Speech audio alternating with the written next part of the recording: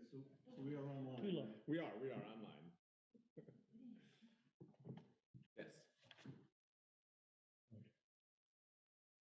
Yes. Good evening, everyone.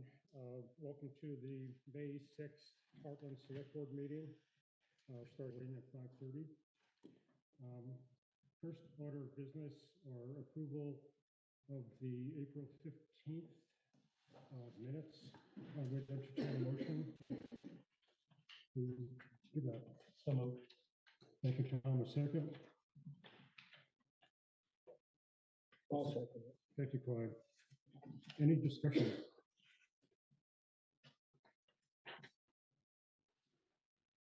I believe I do the appointment document.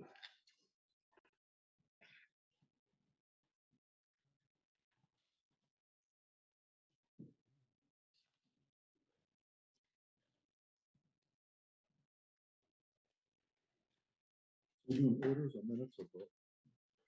Just minutes now.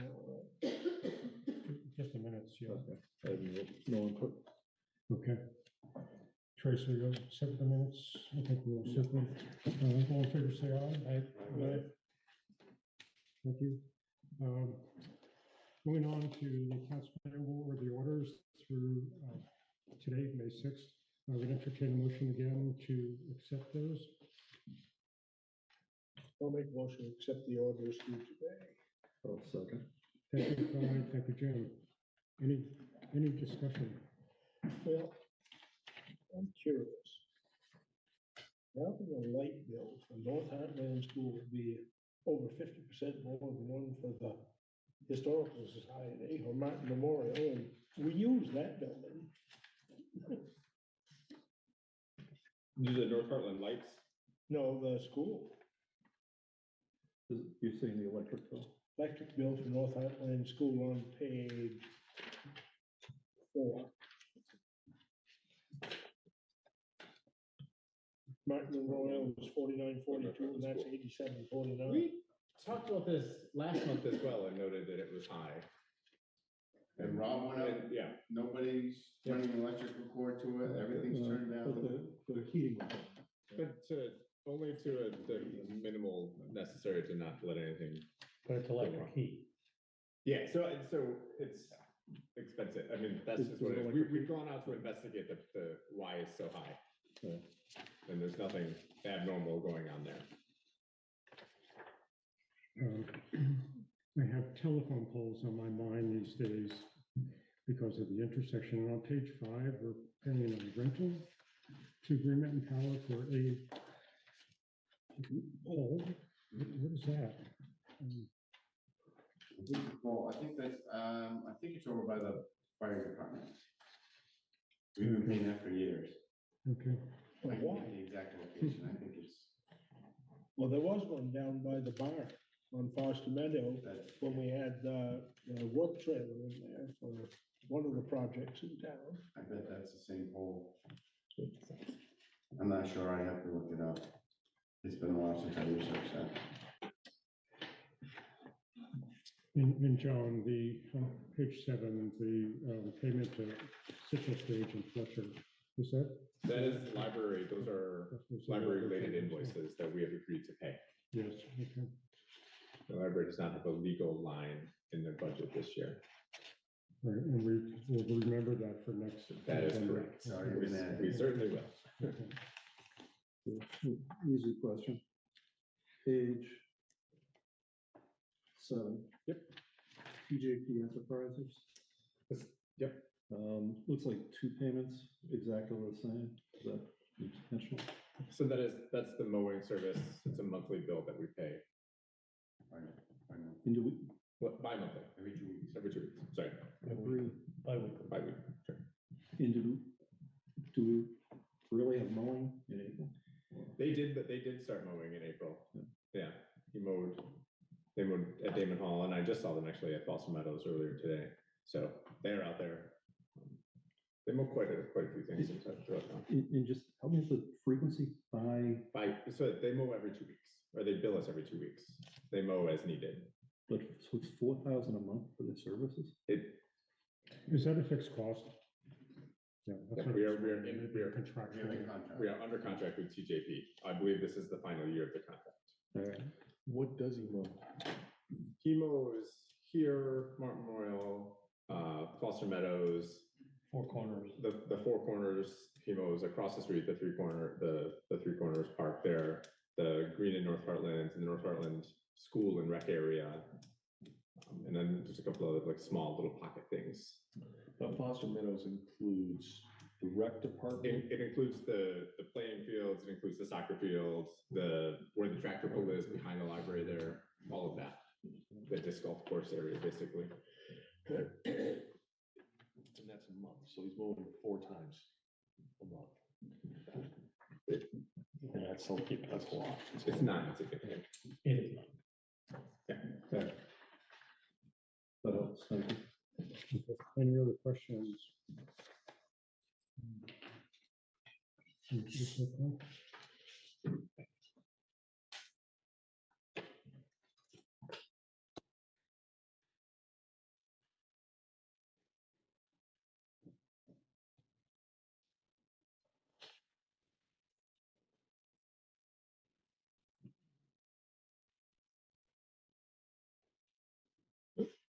Okay, all in favor, say aye. Aye. Aye. Thank you. Moving on to adjustments to the agenda. We have 2. I would like to have a discussion and action on the ordinance that was on our tabletops for use of the front of Damon Hall and the surrounding grounds. And the second is we have an HR issue that I'd like to discuss in executive session. So, not sure, do I need a motion to? Can I just add, can we get an update on what we're doing with the cemeteries? I forgot who was doing what, when. I can give you an How? update. I can give you an update on that too. I can throw that under mine. Thank you. I'll make a motion that we accept those agenda changes. Is there a second? I'll second. Thank you, Clyde. Moving on to public comments. Are there any public comments? I'd like to comment on the ordinance about. Name. I'm Dan Talbot, I'm representing the Garden Club. We've held our annual plant sale in front of Damon Hall for the last 25 years. And we have in the past gotten, including last year, asked permission for this year's sale from the town manager. We were informed that we didn't know there was an ordinance. We were informed about 2 weeks ago, 10 days ago.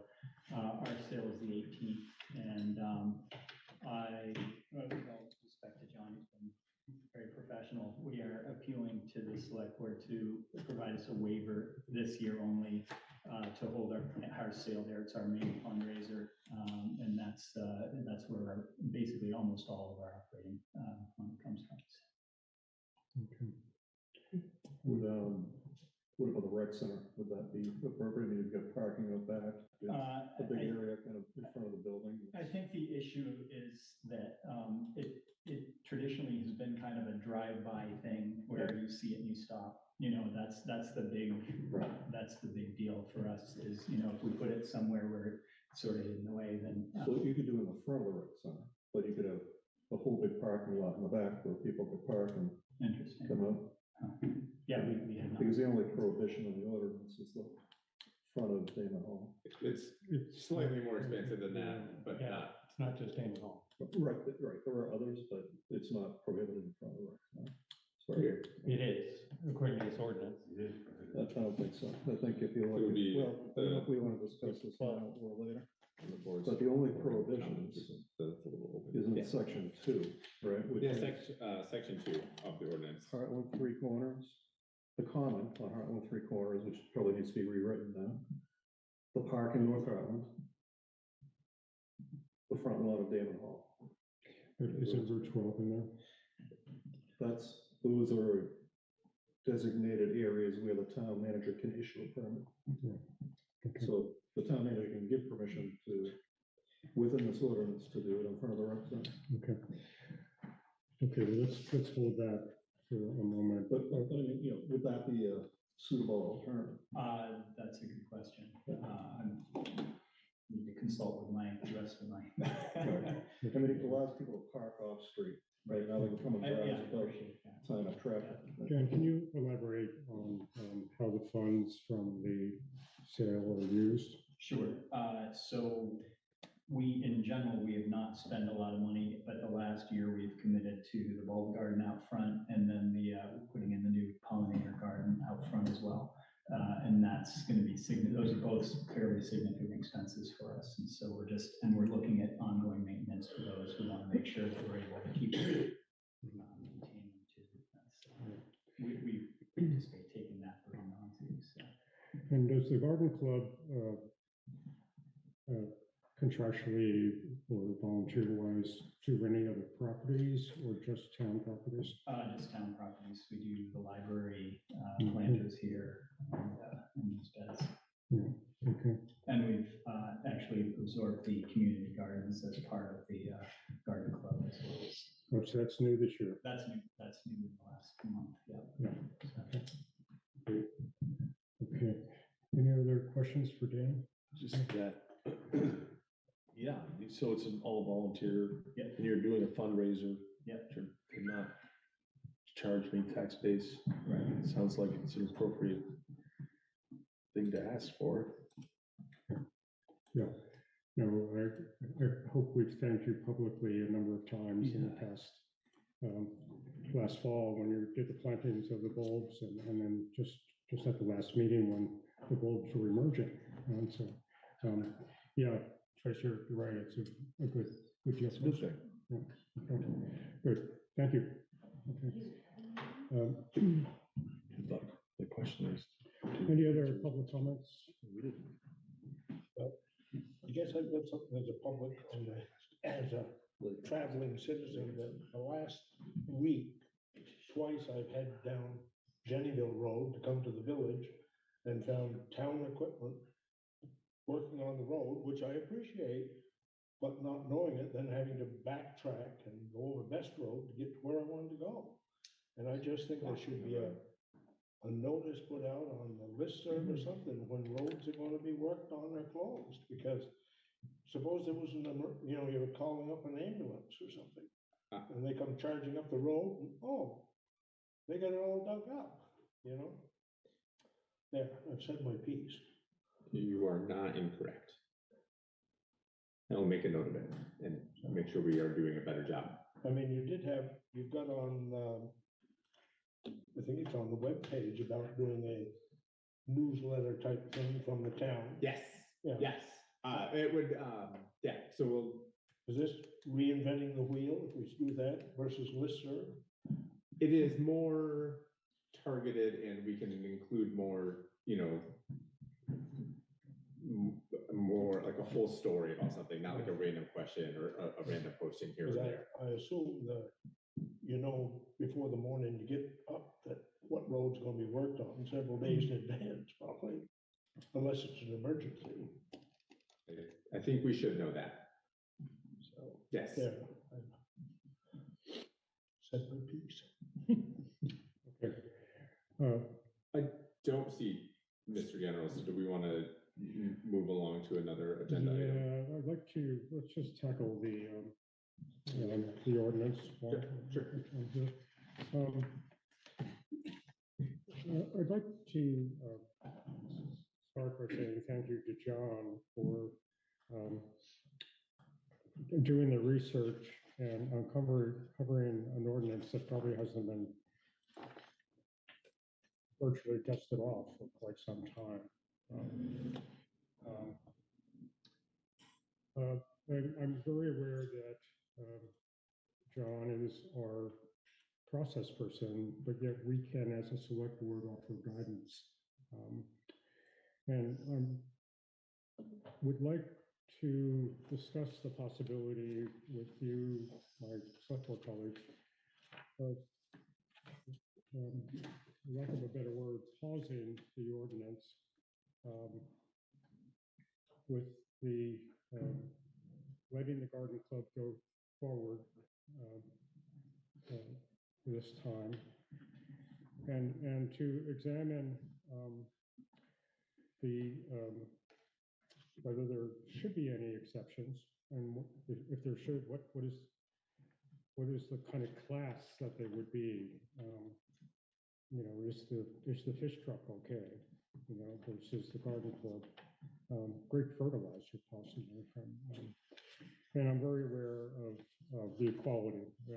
We can't get into we're allowing, these folks to do it because they've been doing it for a while and the new folks can't, or vice versa. So, but I do think just taking a pause on this one ordinance and asking John to review it, clean it up if need be, and then we'll come back to it. So that's what I'm proposing. I think the garden club is wonderful, and we should do everything we can to help them.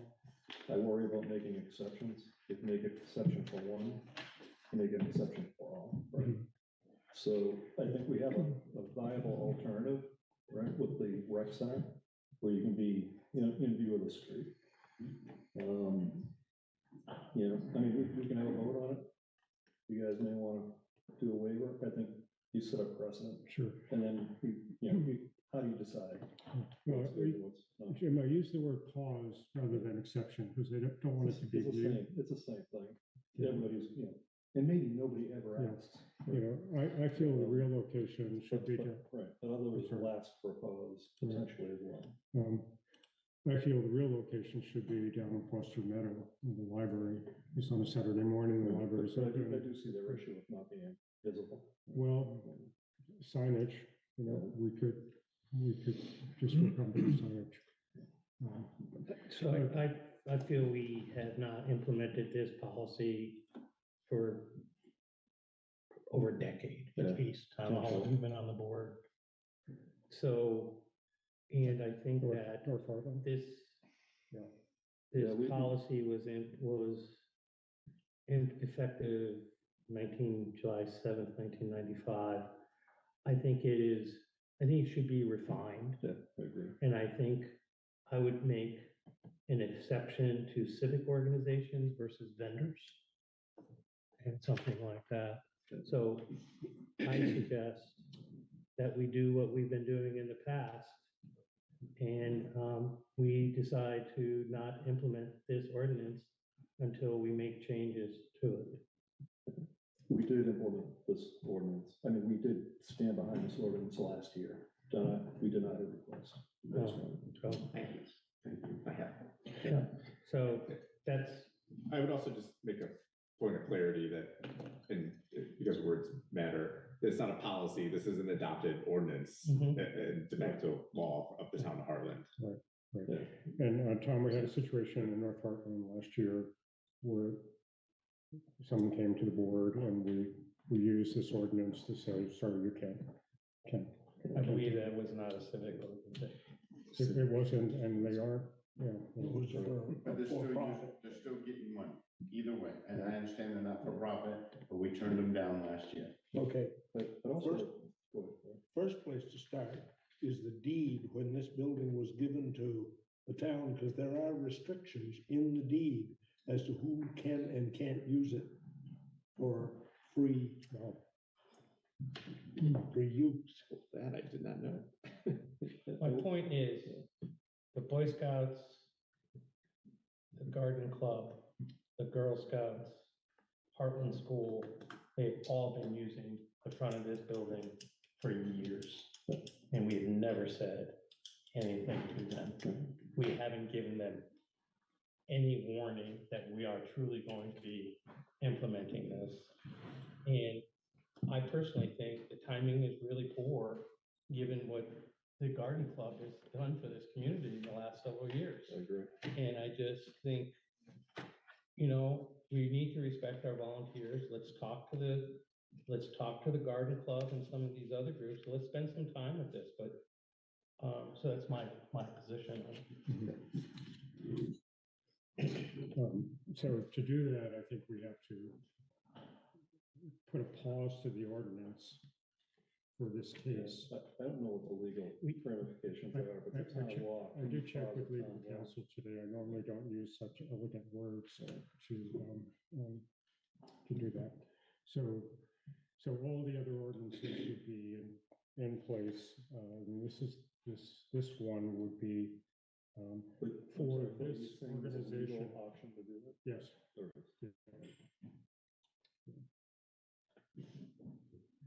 So we used to do with the school, we used to do a spaghetti supper in the building. And that was for profit for the 8th grade trip years ago. Non-profit organization. Right. Are they a profit organization? No. Okay.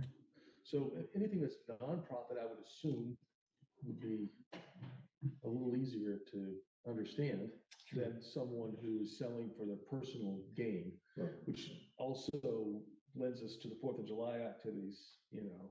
I mean, there's people that are not allowed to sell for their personal gain there, correct? Or do they all have to have a community grouping?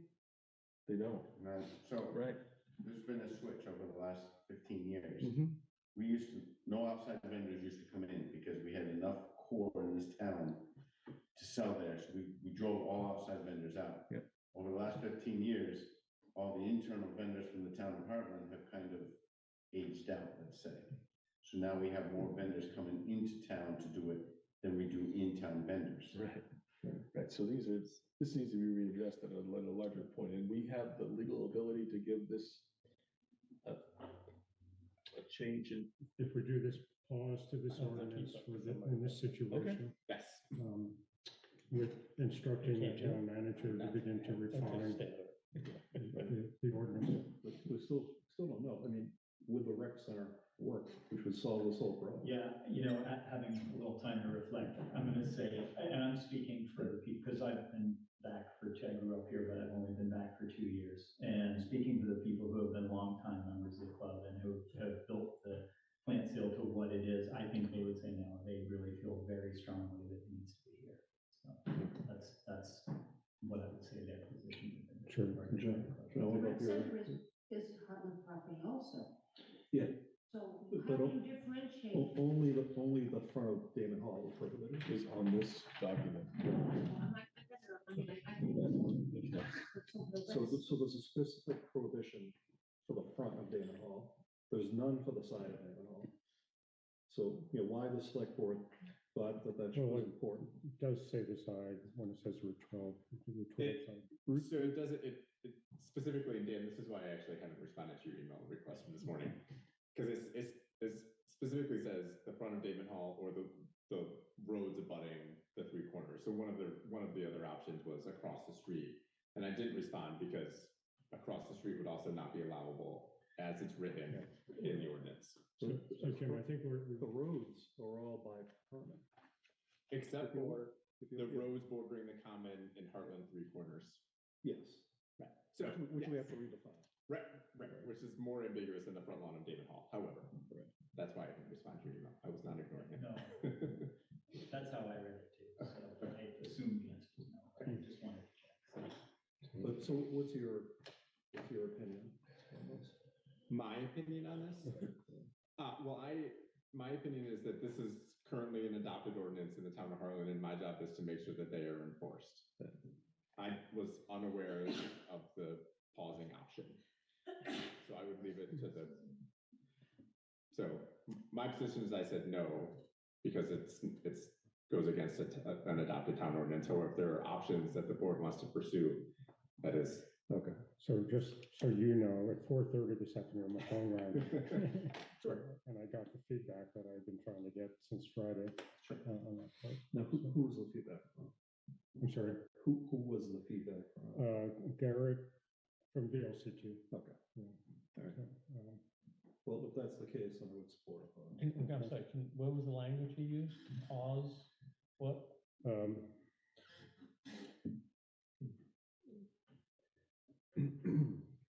To pause and for only this particular ordinance, we'll pause it until such time that we refine it and work on it and come back and vote on any amendments to it. So in that time frame, we can have hot dog vendors in North Island. That's right. Well, it's closed. We're talking about this one situation where the garden club is making a request. Okay. Okay. Is that accurate though? Um, We can pause it for a single Are you situation. pausing it for the event? Or are you pausing, or, that's the question. I asked if I could use the word exception, and that kind of Yeah. muddy, equality kind of came up, so, the pause word was the legal term that was presented.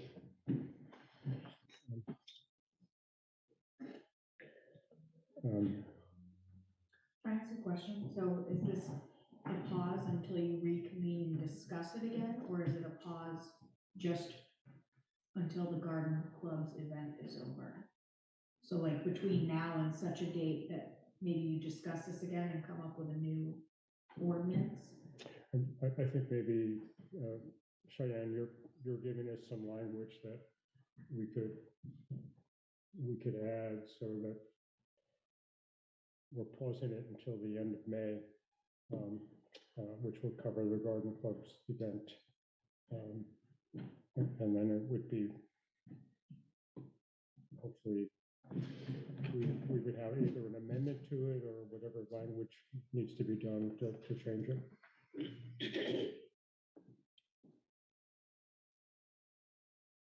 I'm looking for a way to allow the event to go on, with respecting the ordinance and understanding, asking the question of why has the garden club been out there for so many years, as others have said, other groups have been out there, and trying to take the sting of that away. And I will personally lobby that they move to Foster Meadow down to the library as a solution. But for this evening, we need to do something to allow this to happen. So anyone want to try to craft a? Well, I'm sorry, what's the date of your event? The 18th. The 18th. Today is the 6th. 6th. Yep. We would pause it until the next select board meeting and adopt changes at that point. Sure. That's a very That puts a lot of pressure. ambitious turnaround time. Because I don't think that there is updating an ordinance from 30 years ago. I think you were talking about creating something new, which would need to be done in draft form by the middle of next week, so it can go out in the packet for the following All right, week's meeting. but do we pause it until the next select board meeting, at which point we start to discuss it? Or you have a meeting next week. Thanks, Martin. Appreciate Yeah, that. thanks. That's good feedback from the audience. Yeah, That's good motivation. I nominate Martin. Right, yeah. I just heard Martin volunteer.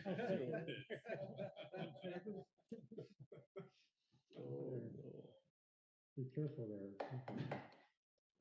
So are we worried about legal action from someone who is a vendor out there that was turned down last year for this? And then they could say, okay, you've got other vendors out there. Why didn't they say this earlier when the Girl Scouts were out there with their cute little cookies? And who's gonna tell the Girl Scouts that they can't sell those cookies? I'm not. I did. He has a Specifically, I You did. did? Yeah. You are a lot tougher than I thought. Yeah, 2 months ago specifically. Wow. This guy used to be 6'5", Right. 230. But only because it says Heartless. There must have been a box of Kleenex at that meeting. right. So what I think we're trying to shut down is someone, the next Sunday coming and wanting to sell things. So you did say no to the Girl Scouts selling them in front of the building? That is correct. Okay, so That's now how we we can't found the really ordinance. say yes to the flower club. I mean, you know what I'm saying? Yeah, the Girl Scouts are gonna be mad. Have you ever seen a Girl Scout mad before? There's gonna be tents on the front lawn.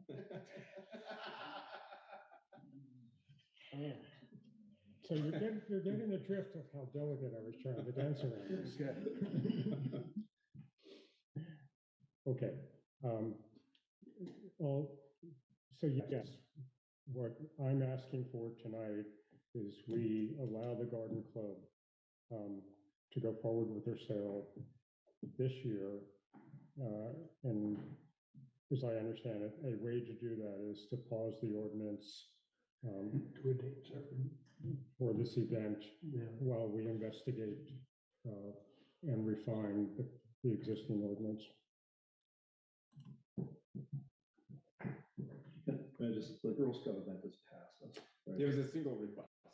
Okay. It was a single request back in, But the date is gone. that's, yes, it was back in March. I You want believe. a But it was- cleverly crafted motion, right? Yeah, more or less what I said. Right. Yeah. I I know. think I can do it. And, but we do agree, right, that you have the authority to allow people to use the front of the rec center based on the wording here. Yes, they could potentially use the front of the rec center. However, I will say May 18th specifically, I believe they have a truck event. So it will kind of conflict with the garden club. Yeah. But if you read that, it says along Route 12, I don't I think. thought I read it that way as well. Yeah, That's how I read it. read that. You The cannot. first paragraph gives you a designation. Right. Of which the designated area that the town manager can issue a permit for. Correct. Right? Yes. The It's section. section 2 gives you the prohibitions. Right. Is it gonna rain? Is it gonna rain? Is it gonna rain on that weekend? Why don't you have it inside the building? Is there any reason you can't have it in here? It's the drive-by traffic. So put a sign at the rec center that says there's plants No, being I sold have in all the these building. plants, I have no idea what they are. Wouldn't that make them feel a little bit better? Because I think it's the disrespect that they're looking at, because they're doing this for the town. They're not doing it to make money for themselves. So I believe that I can understand why they would not want to leave that space, because they're doing something for our community. If we allow them to be in here and sell them, they can put a sign out across the street. I don't think there's any rules against the sign being outside, and that would solve the issue, I would believe. Well, if we're talking signage, then Gloucester Meadow would be the But I place. think, sorry. So Sam. anyway, Jim, do you have did you? I'm willing to make a motion to pause this if people are amenable. Let's give it a try. We can always have more discussion. But, let the Girl Scouts know that they can come back next year. I didn't get any cookies this year. Yeah, that's why you didn't give them cookies. You go online to get your Girl Scout cookies. My granddaughter will give you the URL. All right, I would like to make a motion Okay, that we have a temporary pause on the vendor ordinance dated May 8th, 1995 until May 20th of 2024. okay. Not May 31st. At which So- point we'll discuss the ordinance at that point. Okay. Well, what if something happens and the event is not held on that day?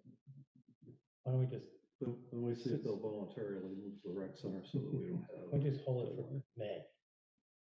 It's only another 7 days. Do you gives guys do another- rain dates?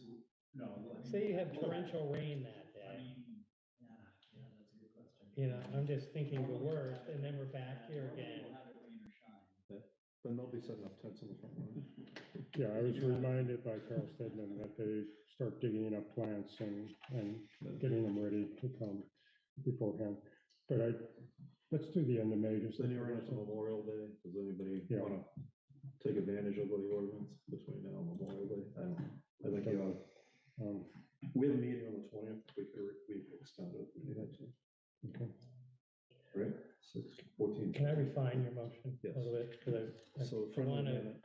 try to differentiate this compared to other requests, such as the Girl Scouts, which is we make a motion that allow the Guardian Club to hold their May 18th garden sales, which will support the town of Hartford. Hartland. Hartland. I said Hartland, didn't I? No, Did I you say said Hartford?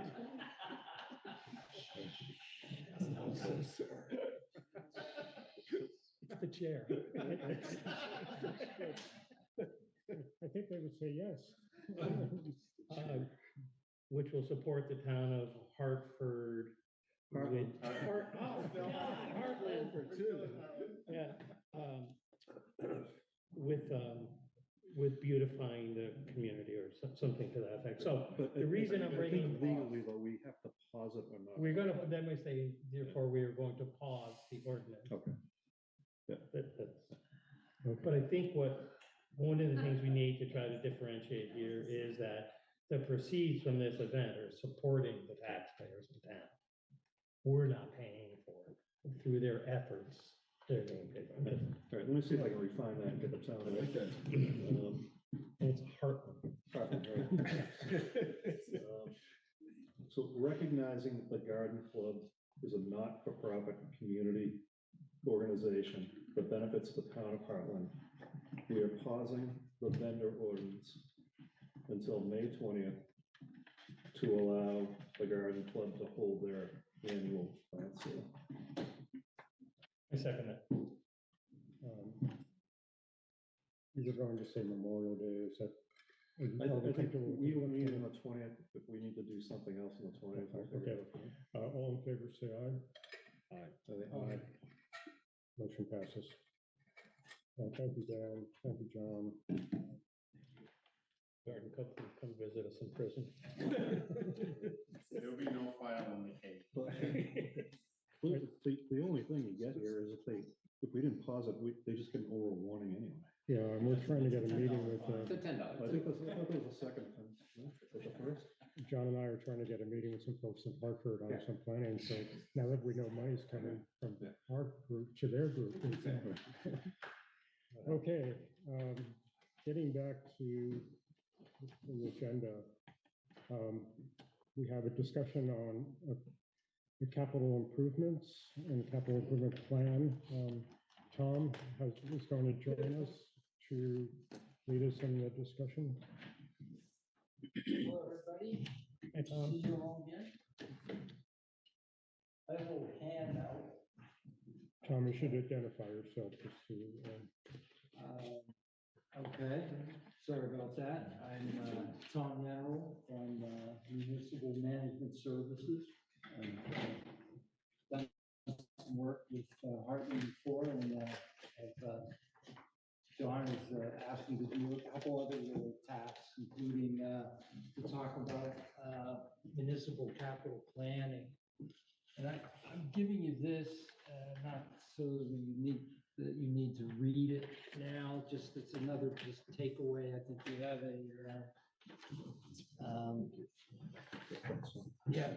you have a handout of a spreadsheet. Just a little track, I think enough cost. That's all good. I'll take it if you're gonna read. Go ahead. So just one, thanks. So Tom has put together this spreadsheet that you're seeing. And he's gonna lead the discussion. My one word of advice or piece of advice is don't get bogged down in the numbers that you see. It's the starting point. It's the beginning of a conversation, right? So there's a lot of zeros. Some of the numbers might be incorrect. Yes, we have a culvert fund, and we'll fill all that in as we go. All the projects. Right, all the projects and all the dollars that we actually have. This is the starting point to build from. So, go ahead. Well, the reason, there's a couple of good reasons to do capital planning. And one is to ensure that you're gonna have adequate funds to maintain the town infrastructure. And,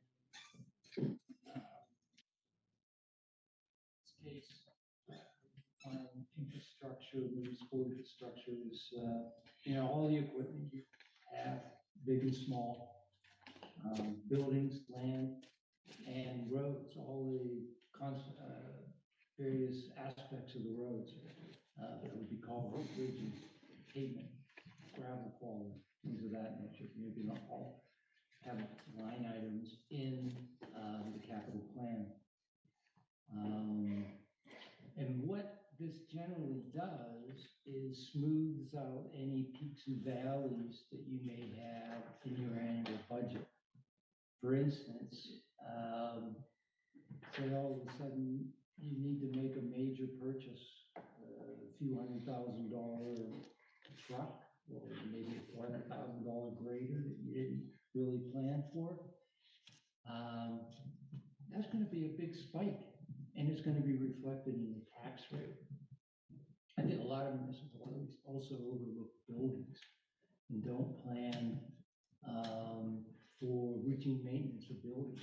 And if you need a roof in 10 years, that is gonna cost $10,000, you put $1,000 a year away. In 10 years, when that roof is needed, you do it. And there's no spikes in the budget because of that. And it's very favorable, I think, for the taxpayers and for budgeting purposes.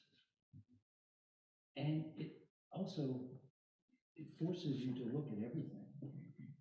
All the things that you may not consider to put monies aside to do, you know, whether it be computer hardware, software, those are many times overlooked and very necessary. You know,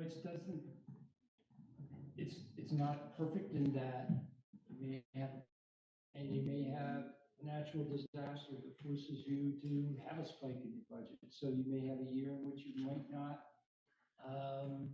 fund less priorities, whatever that might be in your budget. But at least you have a plan. Oh yeah, about how the monies are actually handled.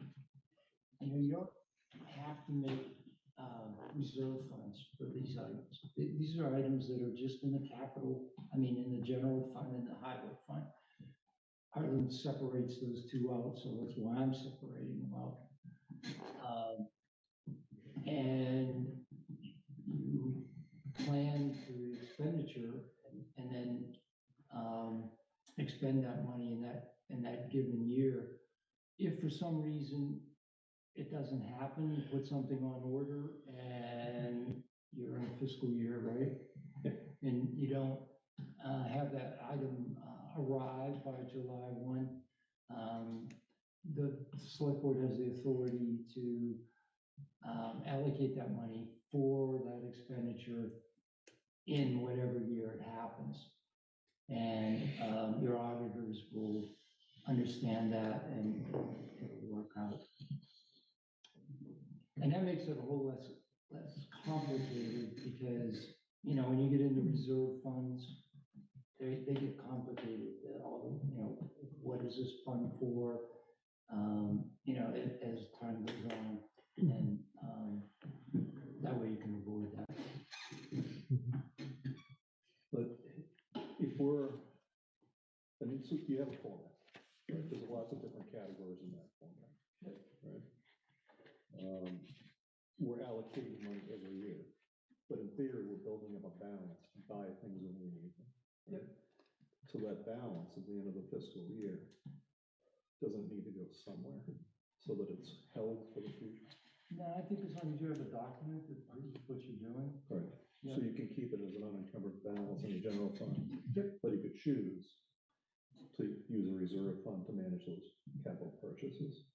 If you had one already existing. We do for fire equipment, we do for town highway equipment, we do for buildings, or for capital, whatever the category is. Mark and I were just running through this today. We have somewhere in the order of 38 special reserve funds right now. Yes, but some of those are like scholarship things that are long-term. Right. But we probably only have like 4 or 5 or 6 working funds. There's bridges, culverts, fire, highway equipment. We highway fund, and whatever capital.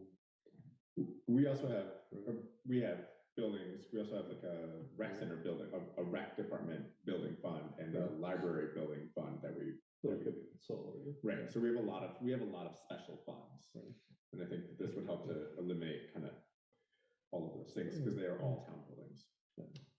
What is the profile of our reserve funds today? Is the Merrit Campbell a reserve fund, or is that It's a permanent fund. A You're- permanent fund. Okay, that's a different word. We haven't used that here Right, tonight. there's four types of funds. Mhm. I won't tell that now. Okay. I won't interrupt Mr. Mano. No, go ahead. I think it's very pertinent. And you should. There's 4 different funds. I know there's a pertinent, I don't remember the name of the other 3 funds. The Merrit Campbell is a permanent fund that can not be taken away. Is it what a permanent, those are the only 2 truly permanent funds that we have. And as stewards of that fund, it's our job to keep it Correct. making money. Right, And exactly. being There's used, special fund, permanent fund. It's been a while, but there's name of the 2 other funds, like the race scholarship fund is for the skiing. Yep. Um, So this would be part of our operating fund, or does it become sort of a restricted fund for capital? You know what I mean? I know we ain't the lingo here, but I think it's part of the property. it's part of operating, Yep. with the understanding there would be a balance forward each year. Yep. It's not probably in any of the 4 categories of funds that Martin just talked about, because it is just part of your general highway. It gives you a little latitude to not spend it where you raised it from, but it's not advisable practice. So they didn't tell me, so. What was that last? It gives you a little latitude to spend it a little differently than maybe what you had in your plan if you came into If a something very changed. difficult situation, but that's not a really advisable practice. So Tom, you divided in this, your Heartland capital improvement plan, you had major headings of highway department and fire department and administration and so on.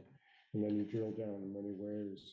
Can you help us understand how you created this topography? Well, it is strictly an example and a format.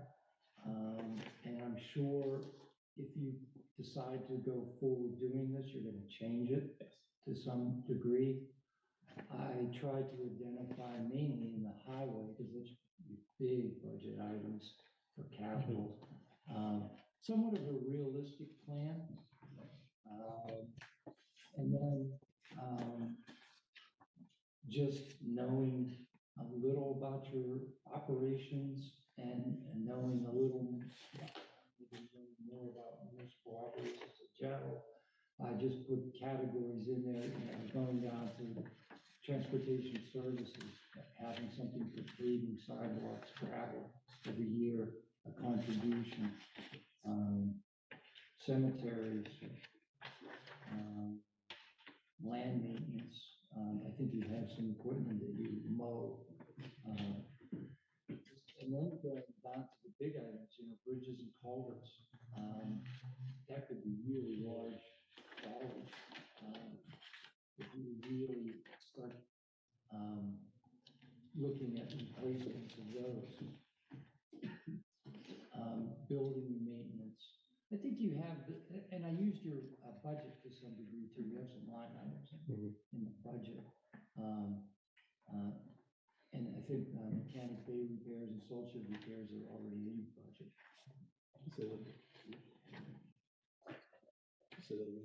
I think mechanic bay repairs and salt shed repairs are already in your budget. I think we need to plan for new section. For a new one? Yeah. Yeah.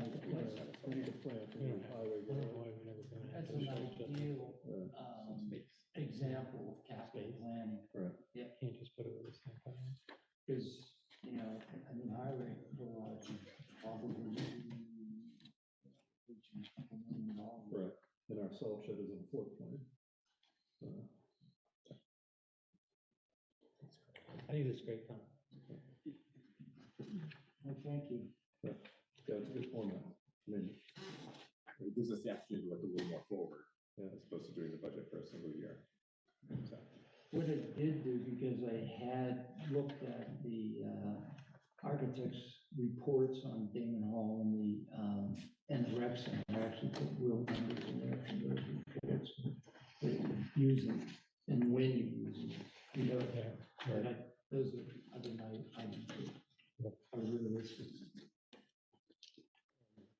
I agree with both Jim and Tom that we've known that we needed to be doing this and to more or less refine what we've been doing.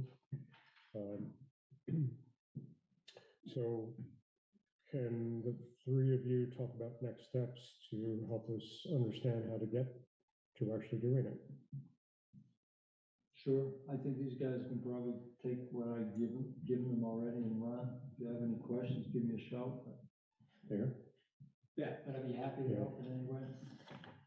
yeah, so Martin and I can fill in, all of those zeros where we do have money Right. available. Yeah.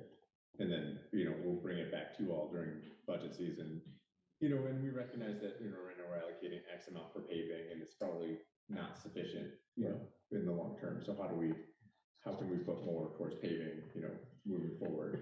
Where does that money come from? And the paving one is an interesting one because we did really move the town. Took a giant leap forward when we had a progression every year for paving, and then it fell behind. So even though we thought that 3-year number looked so out of whack, we never would get there. It was inadequate. So that brings me to the question I was going to ask you. Have time periods on here. So is this normally done for 3 years, 4 years, 5 years? 5. Usually 5. Yeah, that's typical, but if you're doing buildings, that might range out much longer. And if you're thinking about building a new highway facility, that could be a bond. Sure. Yeah. So, so your funding might be through raising tax money, might be through grants, might be through bonds, which will raise taxes, but less. So would we potentially have numbers on here that are not funded at this point? Yeah. Yes. Yes. Yes. A lot. A lot. Yes. I mean, you could have about $3 million of unfunded projects. Right. Is that fuzzy accounting or is that? No, but I think it also is important so that when we start talking about a budget next year, you can show people the capital budget and say, this is what we're planning for. Because I know my experience in working with towns is without this, there are these huge spikes. Because all of a sudden something breaks and they're asking for, like Tom just said, $250,000 or whatever, and people are like, yeah, and so I think it's Shows the actual need too. It shows the need for the town. It shows we have a plan. Right. Yes. Yes. I think it's great. Yeah. Trace, Clyde, any questions or thoughts? Absolutely necessary. Okay. I think the other thing too is future needs for equipment. And the equipment we were using 10 years ago may not be the same type of equipment we need 10 years from now. Right. I look at like what we use for the sidewalks for plowing. We never had any, I think we had somebody with a shovel. And now we have a piece of equipment, that's probably over $100,000, right? That little sander plow thing that we had. That was a pretty expensive piece of. Oh, that wasn't when we bought it back 10 years ago, yes. Yeah. 15 years ago, Yeah. yes. But we replaced it with a John Deere. Yeah, so anyways. Yeah, absolutely. Okay, this was just a discussion. Thank you very much. Hey, thanks, Tom. Thank you, Tom. Good seeing you all again. Are we gonna see you again? Are we gonna see you again, or are you I hope so. riding off into the sunset? Oh, I said to John. You guys come up He's with not going something? anywhere. You guys come up No. with something? I'm happy I to don't help hear a out. horse whinnying. so Okay, going on to RSMS study, and John will tell us what those initials mean. So it's a road surface management study, I believe. System. So we talked about this briefly at the last meeting, about having a contractor come in and, to Trace's previous point, having a plan for how we tackle our paved roads, specifically looking at the paved roads in town. And this study will get us, he's going to get the paved roads, taking out the Queechee Road, because that's already under study, and they are going to give us a plan for what needs to be done on the Queechee Road.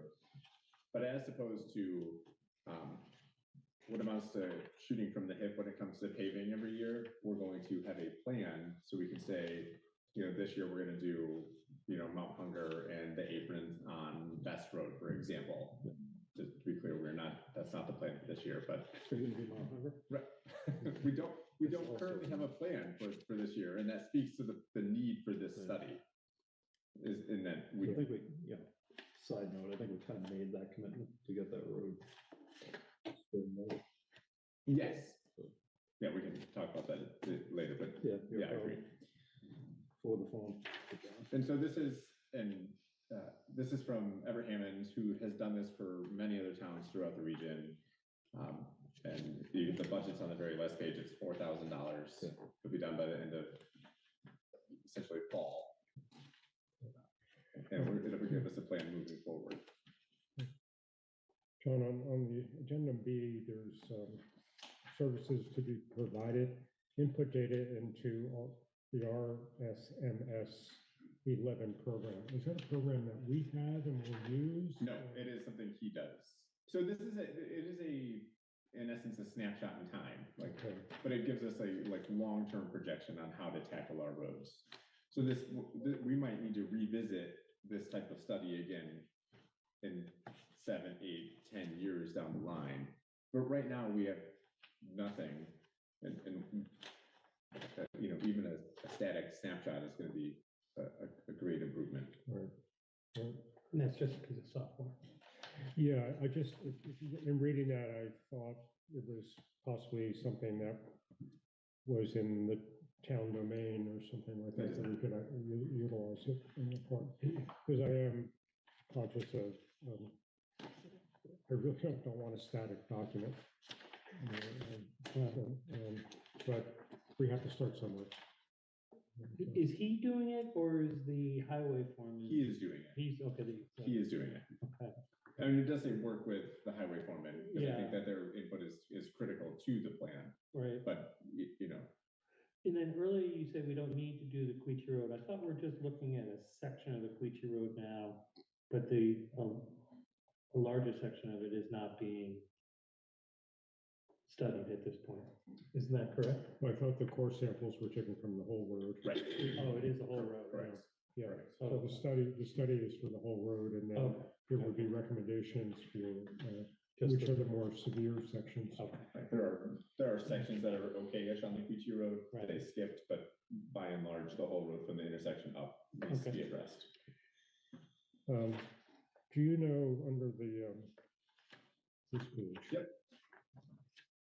What's that double asterisk mean at the bottom there? Assumes Queechee Hartland Road capital plan is completed prior to? So it's assuming that we're gonna get the data back from Pathways on what the Queechee Road is gonna tell us prior to the end of prior to mid-November. And then he'll consolidate it. And that's a reasonable expectation? Yes. Not surprising. Yes. Okay, well, I'm excited to be doing this. As John said, we just need to have that plan. We need to be able to be responsive to residents to sort of say what's going on with my road. And this would be a way to prioritize that and to also, if I understand the concept, it's beyond software. It's a modern way to maintain your assets that once you've get the roads up to speed, this plan spells out how to keep them there longer. Right. Up to speed may not be the right word. It prevents us from chasing from doing the worst first. Right. Yeah. It's sort of a quantitative analysis of the road so that it's not a subjective analysis any longer that the road foreman decides I'm going to do this or that. It's based on, so then when we're doing our planning with the town manager, we say these are the roads based on the RSMS. Yeah, I think. I think I'd like to make a motion that we authorize the town manager to enter into a contract with Merrit Campbell RSMS study on the roads. Is there a second? Second. All in favor, say aye. Aye. Aye. And motion passes. Okay, thank you, John, for working with Mr. Hammond on this. Thank you.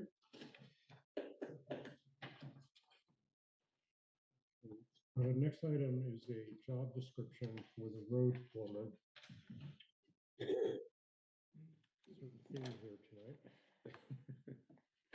Just a procedural question. Does the select board, I mean, I know you're coming for input and that's great, appreciate that. But do we need to approve this or is this really in your wheelhouse?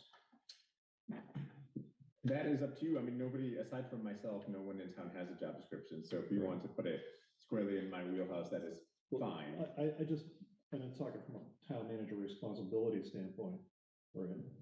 You know, legally, is it up to you or is it up to us to approve every job description? Well, I certainly have some points I want to discuss in this. So I mean, input is great, but I just didn't know, you know, might be something just to look into. Sure, I can find out. Are we approving or At just some working point, these together? should be part of the personnel policies, which we are gonna have to approve, so it depends on how you wanna skin the cat. Right, tonight later, we'll talk about the personnel policy.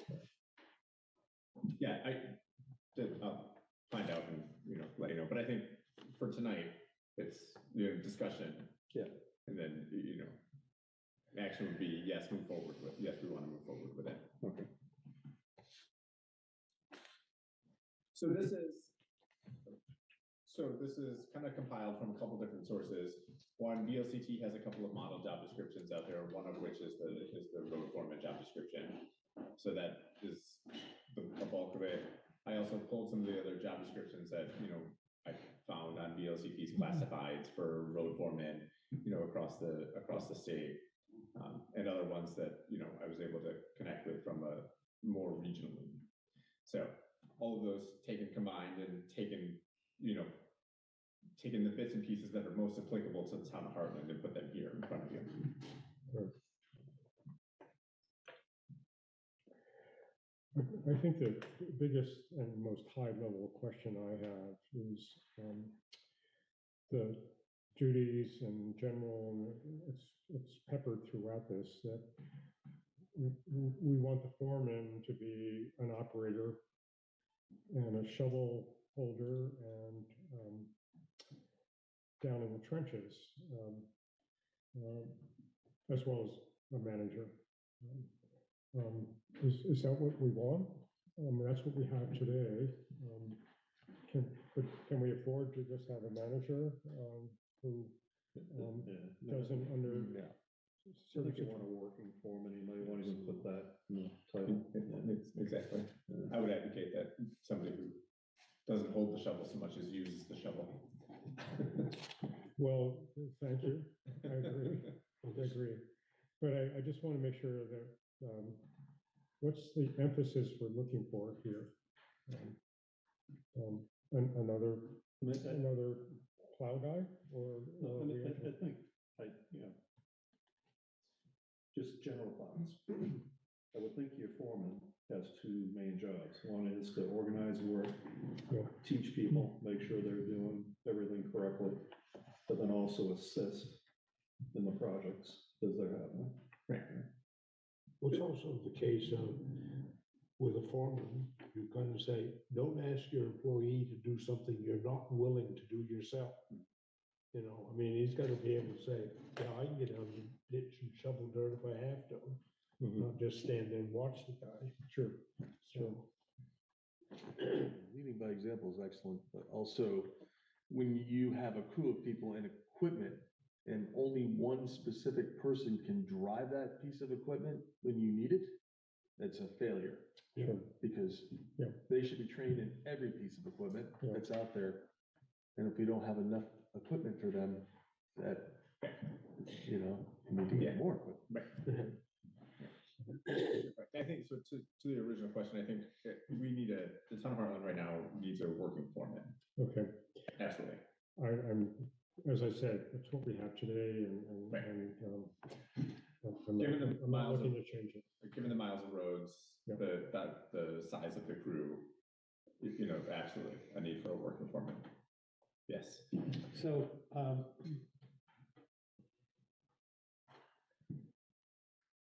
think we need to have things on schedules for like safety and maintenance, and there's not much in here about that type of thing. The other thing is, we just had this discussion about the capital budget.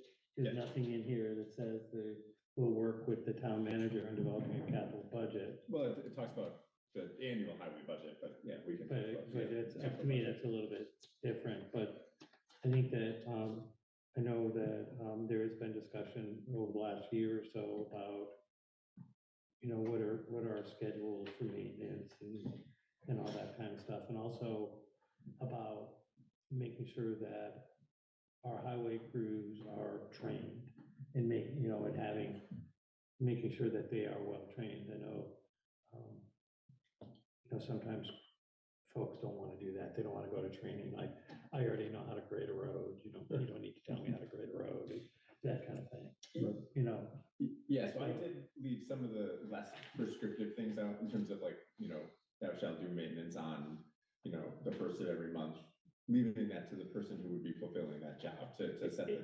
I don't want that type of specificity, but we also want to make sure that we do have someone who's willing to do some of the paperwork and manage. So setting the summer and winter maintenance schedules. Right. Okay. Setting and adhering to. Sure. The capital thing, I think, is actually in there, kind of buried in a bullet. And to add to what I think Tom was also saying, if we are launching the road study, that this position needs to be familiar and work with you to make sure that decisions are made,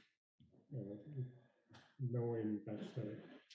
So it's just, again, just putting it in black and white, but we want them to be familiar with that stuff. Sure.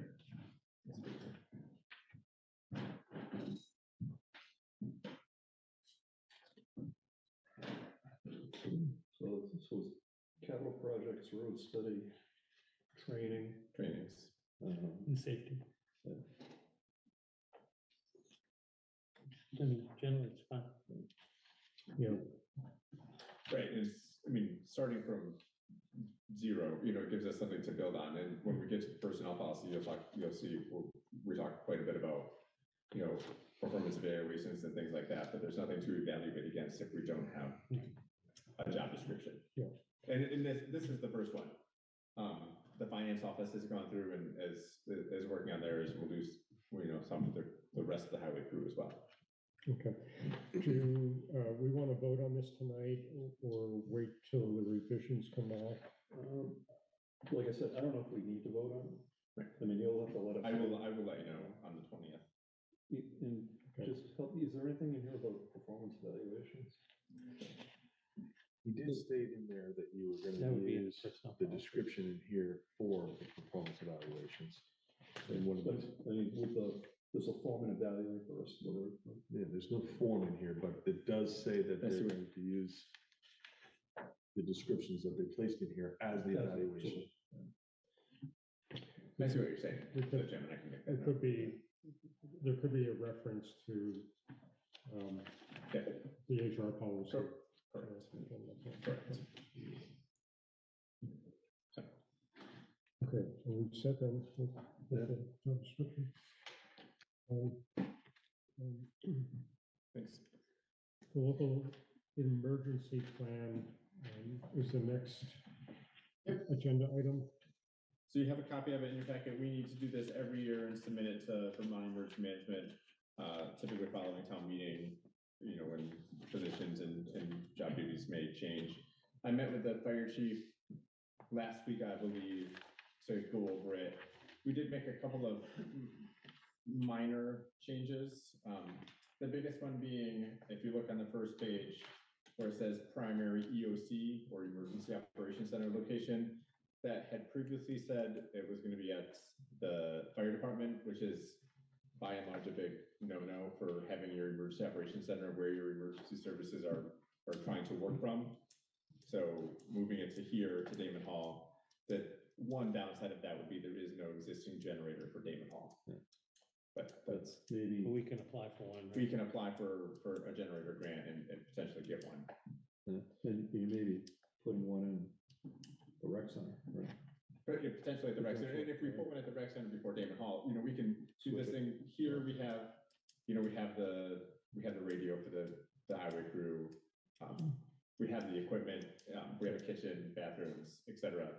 So it made more sense for it to be here as opposed to over there.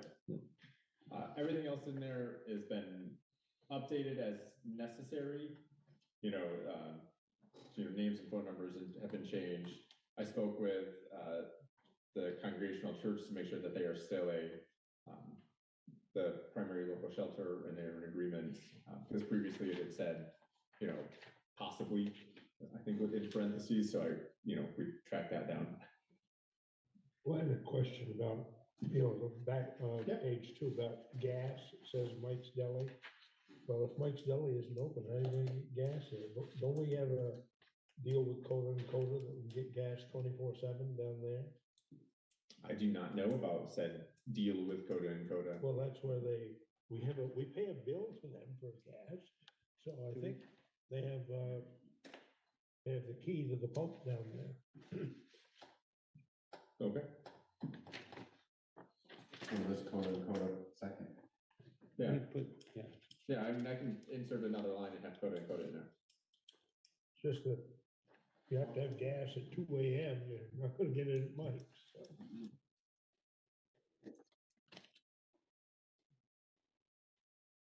And I would be remiss if I didn't restate what the Energy Committee stated a couple of years ago about solar and a battery lab. For any of the backups for power. Sure. But as we don't have them, they don't belong Yeah. in the list of things that we can rely upon. So I'll make a motion that we approve the local emergency management plan dated March 6, 2024. Is there a second? Second, Thank you. assuming the changes are made. Yes, the ones for Coda and Coda, yeah. And I have a question. Does the Congregational Church have a backup generator?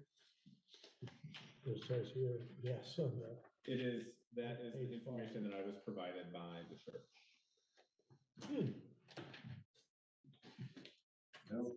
See it walking around there. No, I've never Maybe seen the it. outside. I will double check with Amy, but when I spoke with her, that's the information that was provided, so. It's still showing.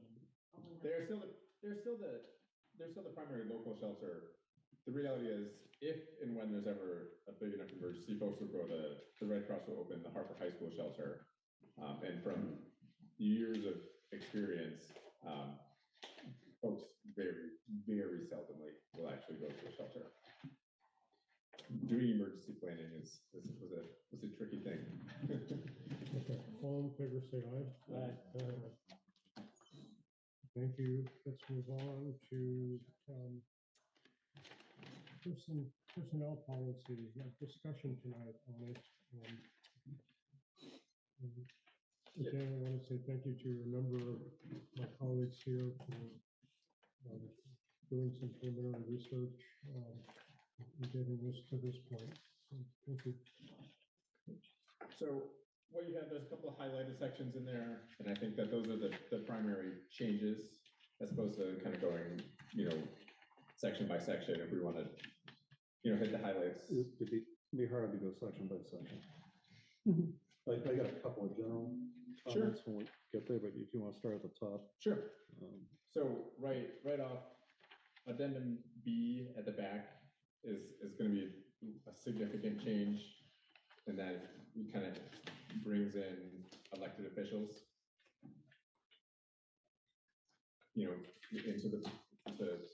into the personnel policy. So that's a significant change from our current policy. And again, this is built on the VLCT model. So this is, their language that we are incorporating and adopting potentially. So feedback from VLCT, as you know, we've had, some level of conflict in the town over the past few years. I think generally, you would want all staff members, right, to abide by the kind of employee code of conduct. Right? But the reality is by state law, you know, elected officials are not subject to performance reviews or a termination process or anything like that. But based on VLCT's feedback, which we'll have to double check, you know, is that you can ask elected officials to abide by the personnel policy minus termination and employee evaluations, things like that, in exchange for benefits. And if they choose not to abide by the policy, say the code of conduct, you could withhold those benefits. And that's what that addendum basically does. Correct. So that's a significant change from where we are today. And the question I would have on that, and I don't know legally what the answer is would vacation time be one of those? We offer them, it's a benefit that we provide the town, but it's something we can track down with VLCT, I would think so, though. Yeah. Right. So not much, and then I'm just skipping to, I don't know how you want to go about it, but if we jump to page 10 is where really things start to change. A quick question on page 3. Yep. Under hours of service. Yep. What if someone really wants to take a lunch hour? So then they can work from 8 to 5 or 8 to 4:30. Okay. The expectation is that you're working 40 hours a week. Okay. And we're not going to say you cannot take a lunch. Because it reads like you're not allowed to take lunch. With no time allowed for lunch. I think that you could interpret that in a softer tone. So barring other questions, between page 3 and page 10, to section 20 under holiday leave. I do have an earlier question, but I can wait. Adding, we generally follow the federal holidays, which would mean that we should incorporate Juneteenth as a nationally recognized federal holiday as a town holiday. We do, but we also give an extra day of Thanksgiving, so we don't exactly follow. We don't exactly, but every other federal holiday we do give the town staff off. Do we follow state holidays too? We do not follow state holidays because we also don't give folks Bennington Battle Day off. Well, I think if you go back, when I was young and you weren't here, the road crew swapped off Bennington Battle Day for the day after Thanksgiving, because the day after Thanksgiving falls in deer season. And that's why they wanted that extra day. Well, that I can't speak to. So.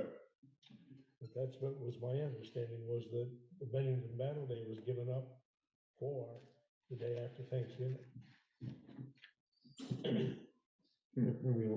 We do have personal days that could be used as well.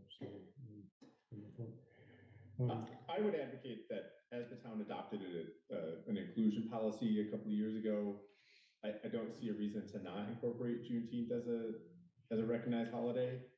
It's the rest of the federal holidays. It would seem exclusionary to not include it.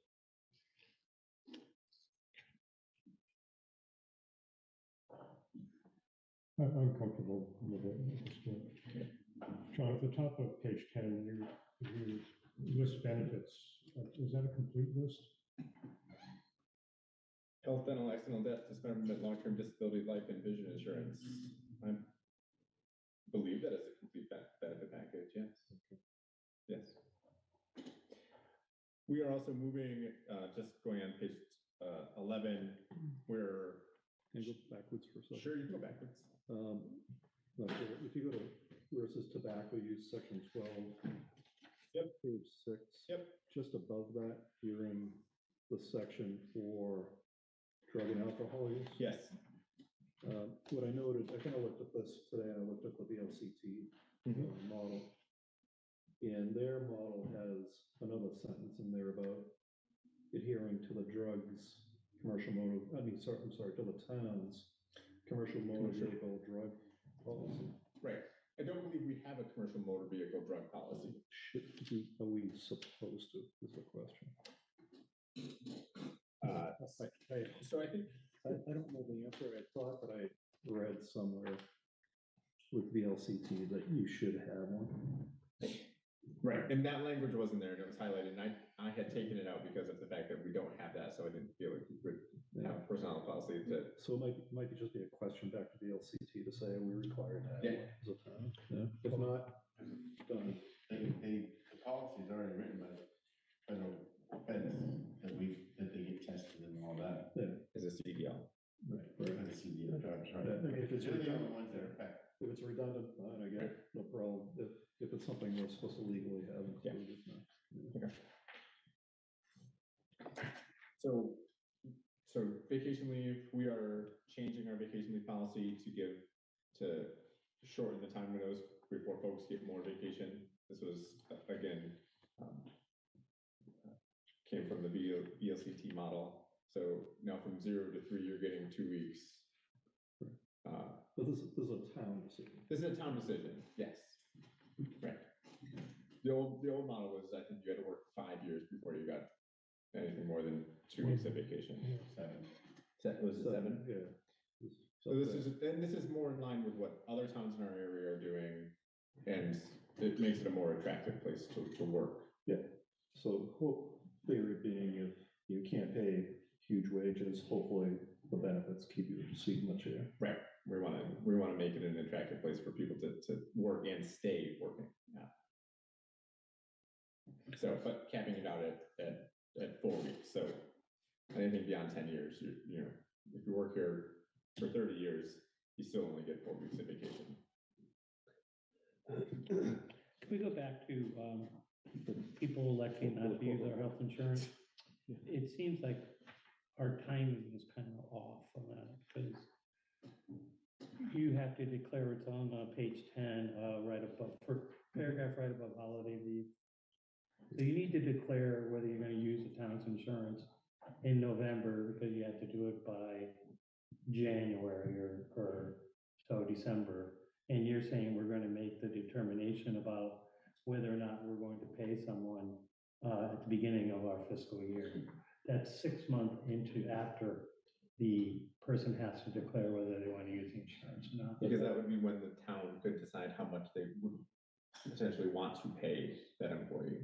I think maybe look at it the opposite and say that we've got to decide for next budget year, right?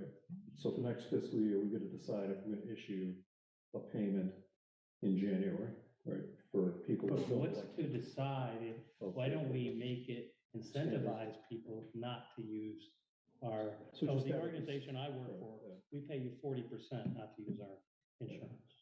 Yeah. And it makes people think about whether or not they want to use. So that's a 60% savings.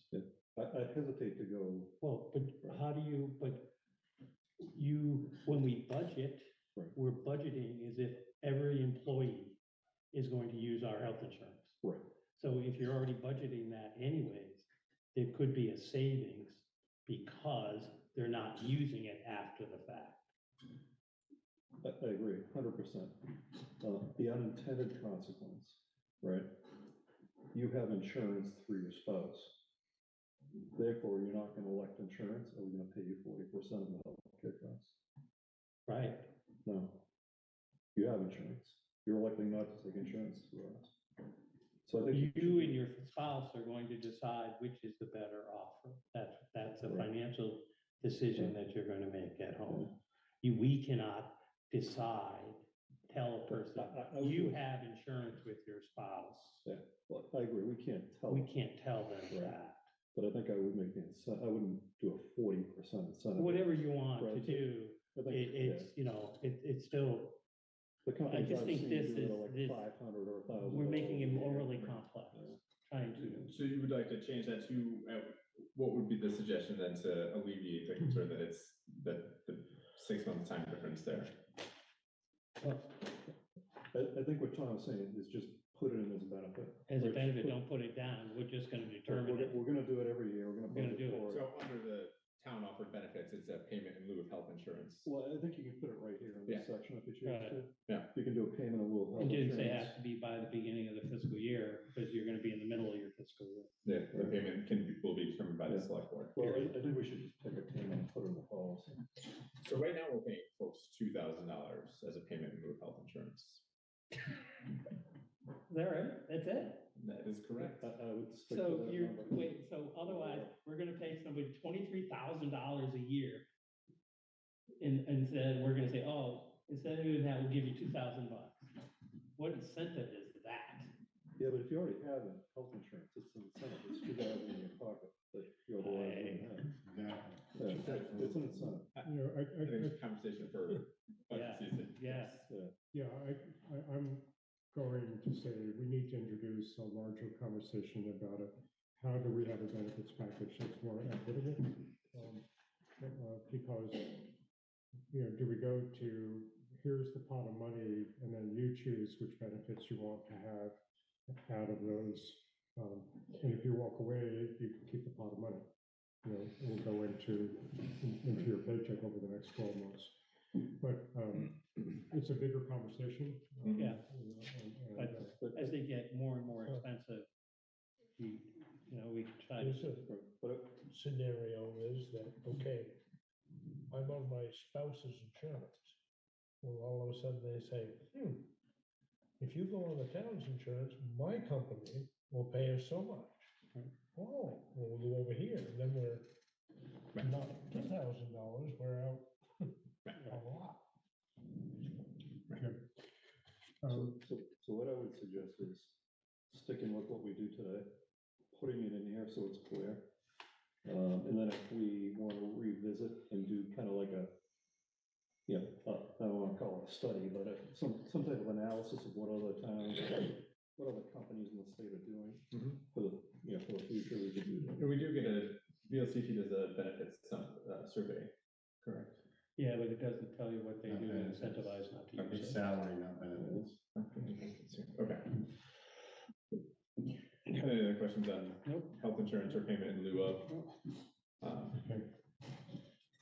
Turning the page, the section that's highlighted at the top of page 12 is just accidentally highlighted. That's actually can be stricken. I was trying to come up with, in an effort to make it a more attractive place to work, coming up with alternative ideas. So, can I back up? Just a second? On page 11, right after your vacation hours, the paragraph that starts with vacation leave accruals begins. Yes, At the end of that sentence, it looks like you have an extra phrase in there. it does. You're right. That is just extra words. Thanks. Next big change would be under sick leave, changing the amount of sick leave we're giving people. So currently we don't offer short-term disability. We have long-term disability, no short-term disability. So changing the amount of sick leave we give folks so that it could in essence be used as short-term disability if the need ever arose. So 1 day per month, and then you can, where did I put it? 13, I think. Carryover. Is that what Yeah, you're- carryover paid leave. So up to 36 total sick days. So that would, in essence, be that short-term disability that we don't offer folks as a benefit. So we don't use them, you bank them. If you actually had an injury, you can use them Right. for seconds. Correct. But the cap's at that 36 mark. So you can't, you don't ever use sick time. You don't get 6 months of sick time that you could potentially use. Right. And that fills that window.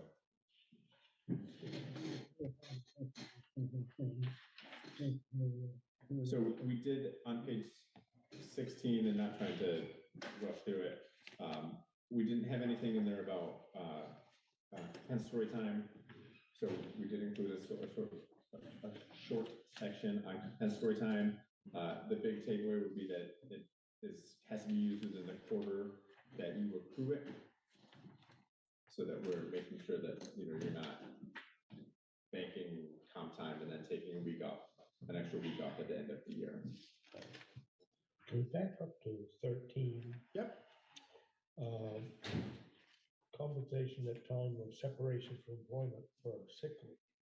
And I'd like to see in there that you, instead of you losing it, even if you've maxed out your sick time, if you didn't use it, that we pay out at 50% as a incentive to say, we appreciate you working and not taking sick time, oh, I feel sick today. Because we've had this in the past where people used sick time erratically, and then when they had a major sickness, oh, I had to use my vacation time to get paid. So there was, and that's if you look at the top of page 12, that language that I highlighted that I just said was something, an idea that I toyed with.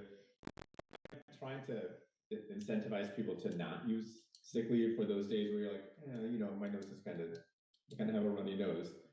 So the idea was if you don't use 8 hours of sick leave per quarter or every 6 months, you get an extra day of personal leave, which would theoretically prevent, incentivize people to not take those marginal sick days. I don't know anybody that pays for unused sick leave at separation though. Windsor does, I think. Very expensive. Yeah. Okay. The other thing is, in this day and age, like, if I had an employee come into work sick, I'd make them leave. Right. So I don't think you want people coming in just so they can bank sick time or get a credit. Right. What's not in here is that, we expect people to come to the town hall, but you're right. If folks come in and they're sick and then they have the ability to go home and do their job, go home and do your job. Right. It's just the new world in which we live. So. Yeah. Except for the office up in the corner, that you can't do that job from home. You cannot do that job from home. That is correct. Yeah.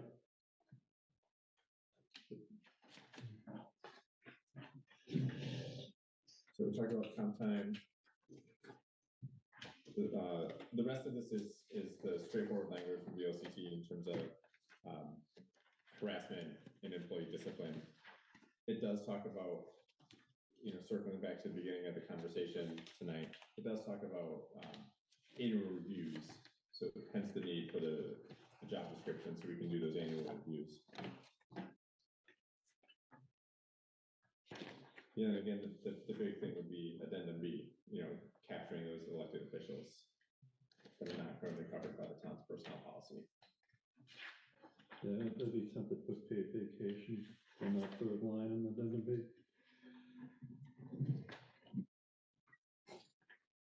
So, yeah. So health, dental, and paid vacation? Yeah. Unless there's a state statute that says we can't. I signed to be under the policy. You signed a what? When I was clerk, I signed to obey the employee policy, even though I was an elected official. Right, okay. Right. So it's not unusual. It's not unusual, but I think that this formalizes it. Yeah. We give them the personnel policy, they sign it. It's not geared towards that. Right. And this just formalizes that arrangement. That you have to adhere to this in order to receive these benefits that we're providing.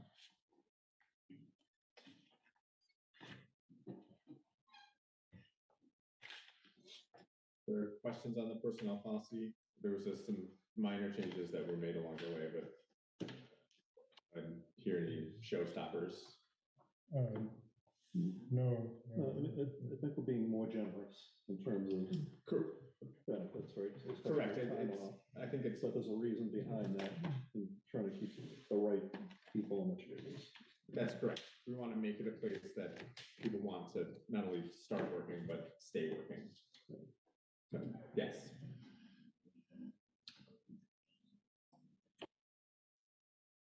Okay, we're ready to move on. Do we want to, are you ready to take any action on the personnel policy, or do you want to see those changes incorporated prior to an action? Up to you guys. Take action, but just send us the clean copy of it. I can do that. That makes sense. I think so. So you want to take an action tonight? That's, I think the changes are fairly minor. that's, yeah. I would say that, I'd like to make a motion. to adopt Is the Hartland personnel policy. LCT model as amended. With some additional changes coming, and including. I gotta scroll down.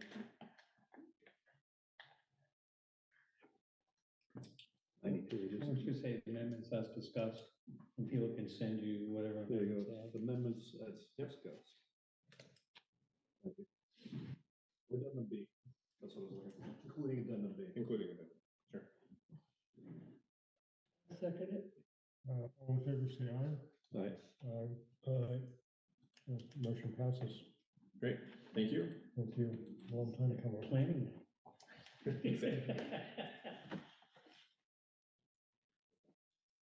Okay, John, town manager update. Sure, so we'll start with an oldie but a favorite. We're still down 2 trucks at the highway garage. I think I've said this before. Is this new damage or old damage? This is old damage, it's The the movie same, called Groundhog same Day? 2 trucks. One, we do expect one back this Thursday, although I think I've said that before, but we've If been it's told. not, it beers on you at Hartland. Well, I can't, no, not at the rate that they keep doing, not at the rate it keeps breaking. They're open on Mondays. Yeah. But, so, thankfully, it's not plowing season anymore, but it would be nice to have the 1-ton back, because we use it to pull the chloride trailer. So when we're grading, we should have that one back. That would be great. So, and that's the one that we get back sooner. Yeah, well, but everything else is working. Everything else is operational, as far as I'm aware. Yeah. They've been out grading, pretty consistently for the past couple of weeks, even some of the rain recently, trying to get ahead. We have, so currently we expect to get the final report back from Heritage Engineering on the southern bridge on Mill Street by the end of next week. That's the one we initiated. That's the one we initiated. It's the newer of the bridges. I submitted a request to V.S.A for an update on their process, and I haven't heard anything. I think we should, barring any significant feedback, move forward with scheduling a public conversation in North Heartland in June on the bridges to, we can present the report that Heritage is giving us, because they're going to give us a weight limit on the newer bridge. So. And if V-Tran had something to say at that point, would we invite them? Absolutely. They would get invited no matter what, whether they have something to say or not, or their consultant would have something to say would be, up to them. And when is their study done? It's my understanding they were further ahead than we were. So, I just haven't gotten that confirmation back from them. So we'll put something on the calendar for June. As it relates to V-Trans, I did get notification today that our Class 2 grant that we submitted for the Brownsville Road has been approved by the district and sent to the state for final approval, so preliminarily approved. We submitted a grant to do coal planing on the Brownsville Road, a 1.5 miles or so, to do something to make it better than it is now. It had to be a Class 2 road. So that was really either the Queechee Road or the Brownsville Road. And the Queechee Road is, understudy.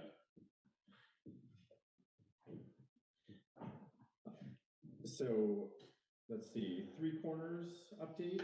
There's some progress in terms of getting the utility poles taken down.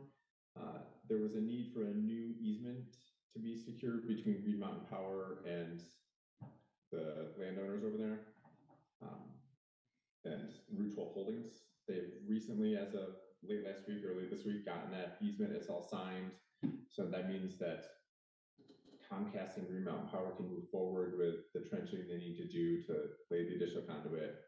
pull their wires through, get the poles taken out. But what poles, are these new poles that were not in the original project? There was a pole that's in front of, I think it's 50, I forget the address off the top of my head. Hairdresser.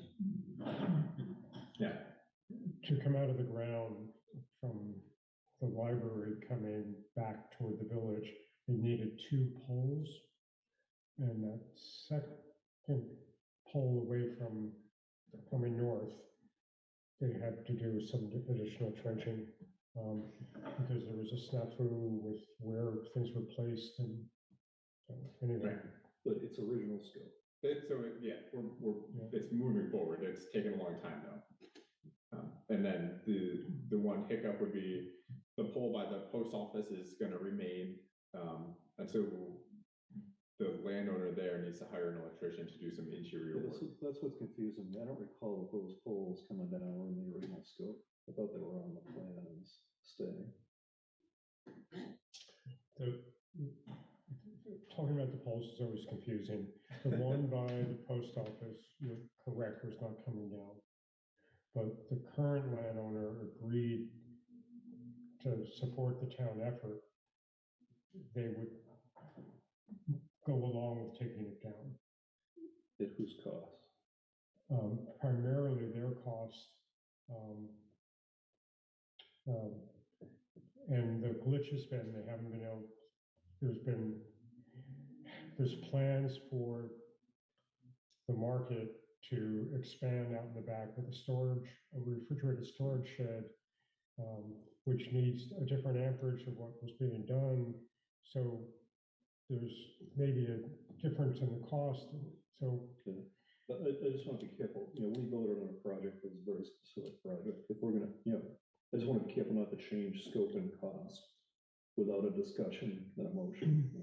well, we've been mentioning this all along. We've been talking about that poll, but it gets rolled into Right. the general discussion on that part. Yeah, it was recent. I think we agreed to pick up a fee at the bank for the pad that was going down with the bank. That was an expected cost under the, with First Light needed to dig out their vaults. And they did that, they were on that the next day, that work's been done. So they are all very aware that July 3rd is the drop dead date that you guys said, a couple months back. So it's all good, positive news that this is taking place. Okay. We're on the other side of the Three Corners project. I've been in contact with Knott's and Excavating, who had done the work. There's just 2 remaining punch list items that need to be done. They need to fix the ADA triangle on the triangle side. They need to pull out and put an additional kind of bump plate in there, so there's not a gap between those bump plates. That is Tri-State Curb, I believe, is the contractor, and they expect that to be perfectly honest, like mid to late summer, just based on scheduling. And we are getting them to deliver a load of dirt, because if you look over there now, there's standing water amongst the trees there, to put in some dirt there and reseed that, so we get that, and that should happen soon, so it germinates this year, so it doesn't hold water.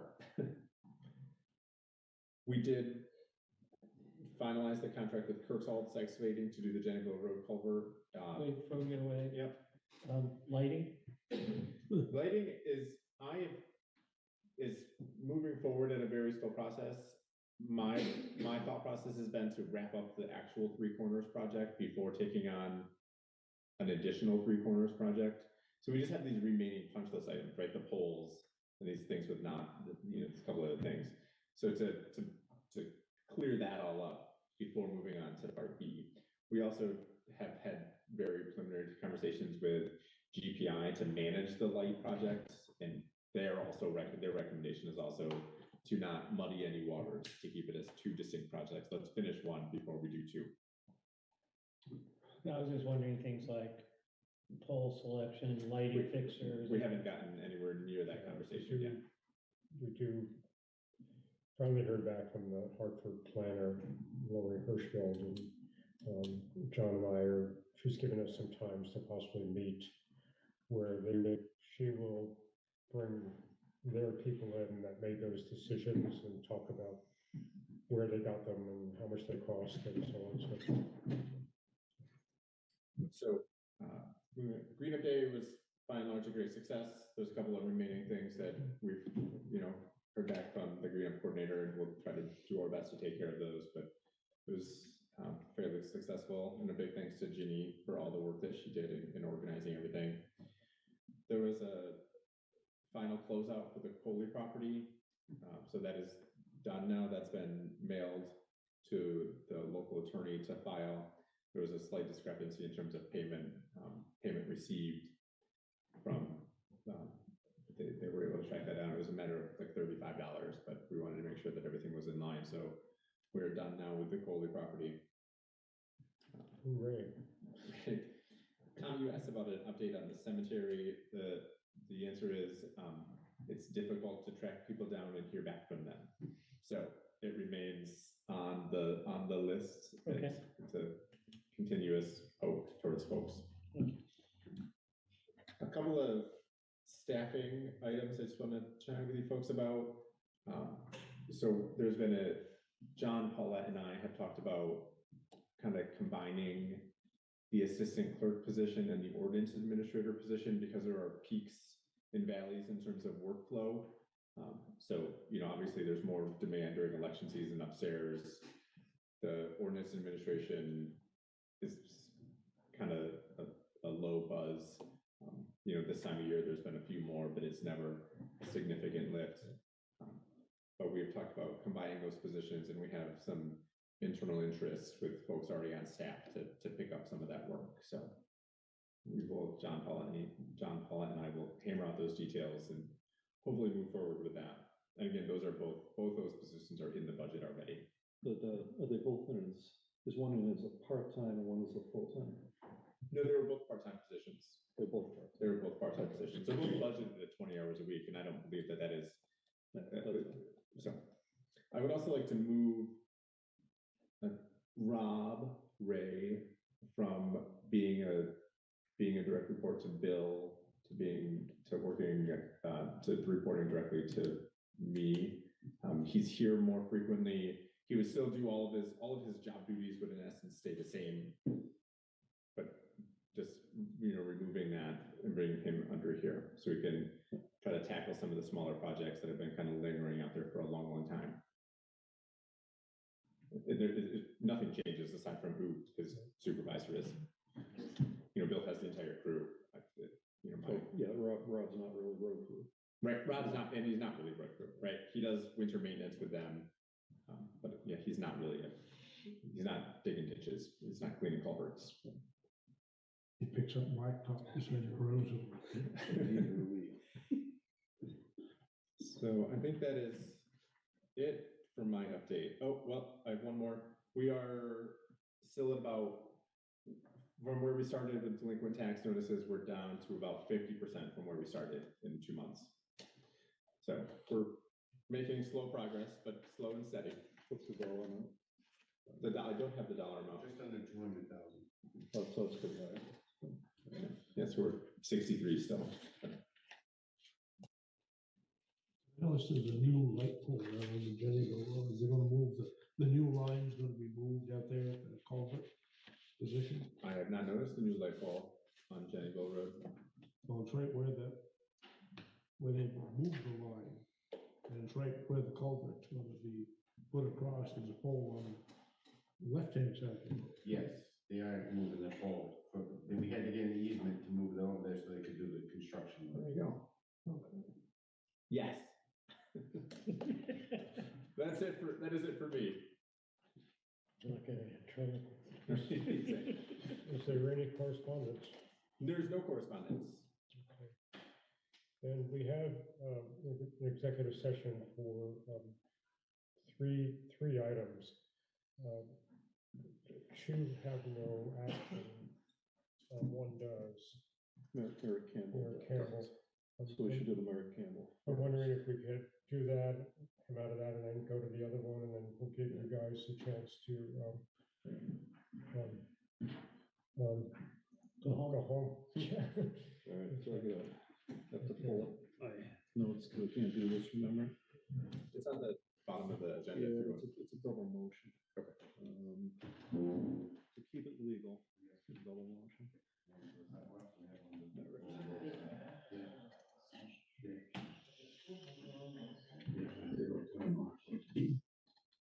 Can we put in, just to review our policing thing for next? Sure. Oh, future agenda, yeah, that should be a Just to future. update Yeah. where we're at. Hey, speed trap right by your house last week. What's that? Hey, speed trap right by your house last week. Next week? Last week. Last week. Is that what they called that? It's, you know, it's tough. It was looking on as abuse. All right, Yeah, so oh yeah, they Right. probably will. first, I would like to make a motion that we are gonna review documentation that is exempt from public inspection pursuant to one V.S.A. section 317C7, because it contains information related to someone's personal finance. I'll second it. All in favor, say aye. I'm gonna mute us and. Now I'd like to make a motion that we enter executive session pursuant to one V.S.A. 313A6 to discuss a Merrit Campbell request. To discuss, Merrit Campbell request. okay. No second. All in favor, say aye. Aye. The motion Aye. passes.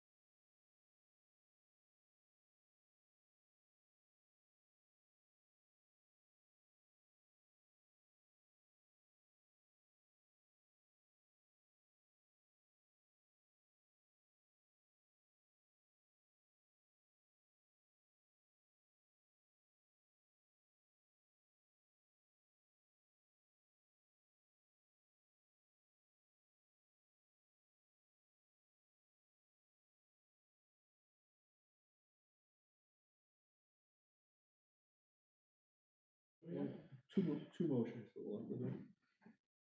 All right, so I'll make a motion that we approve a request to appropriate $1,000 from the Merrit Campbell Fund. I second the motion. All in favor, say aye. Aye. Aye. The motion passes. And now I'll make a motion to enter executive session to discuss employee discipline according to 1 V.S.A. 313A4. Second. All in favor, say aye. Aye. Aye. We're gonna Okay. do this.